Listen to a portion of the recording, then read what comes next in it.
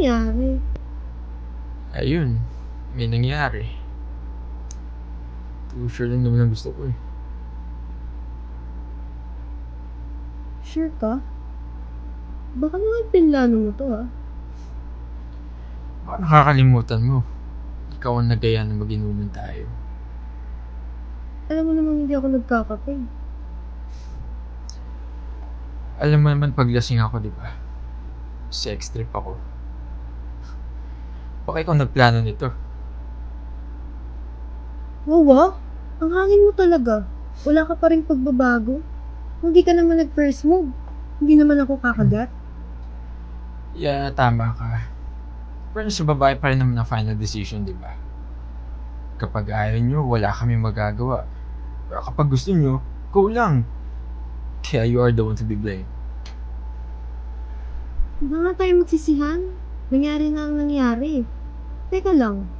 Kung malaman to ng nililigawan mo Baka malaman to na manliligaw mo. Sagot ko na siya. Kami na. So, meaning, may boyfriend ka na? Ganun-ganun mo lang ang palitan ah. Wala pa nga tayong isang buwan nag-iiwalay. How could you? Bakit ikaw? Di ba ikaw naman unang nanligaw sa iba? Kaya sinagot ko na siya. Baka sakaling matutunan ko siyang mahalin. Para makalimutan na kita. Di ko naman talaga gusto nililigawan ko eh. Gusto lang kita pagsilosin. Kasi wala nang makita ko yung Facebook mo sa SM mo.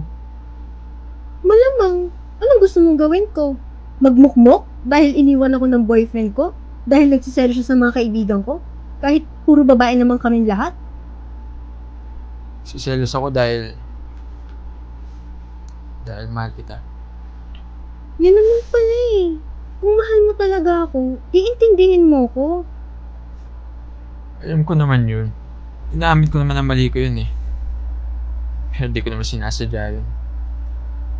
Mahal lang talaga kita. Tulad ngayon, di ko sinasadya. Hindi sinasadya na ano. Ano nangyayari sa atin? Di ko sinasadya. Bakit? Nag-enjoy ako. Ikaw ba? Hindi ka ba nag-enjoy? Parang hindi. May konting pagsisisi. Di siguro. Nakailan ka kaya? Huwag mo na i-deny, kilala kita. Totoo lang sa ating dalawa, ikaw yung mas nag-enjoy. Paano mo nasabi? Para ka kasing sinapian eh. Nawala bigla yung itim ng mata mo. Tapos sabay kilig pa. Gago to.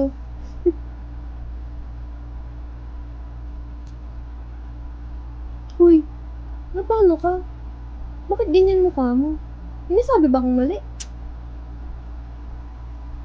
Naisip ko lang kasi na masaya naman tayo eh. Okay naman tayo pag nagsasama. Pero pag nag-away tayo, grabe. Parang wala tayong pinagsamahan. Ang toxic ng relasyon natin. Kaya siguro tayo nag-iwalay. Doon na puno na tayo sa isa't isa.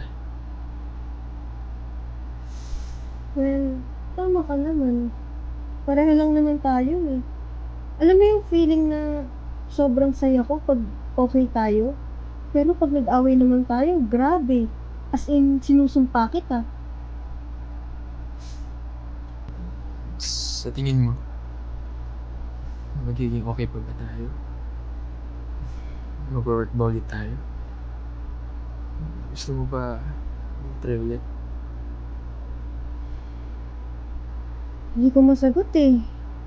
Mahal pa kita, pero ayoko nang pahirapan yung mga sarili natin. Apat na taon na tayong ganito. Sa tingin ko, Huwag na lang. oo, wag na lang. Masakit. Naintindihan ko naman eh. Sige, alis na ako. Sandali! Gusto mo pa ba ng second round?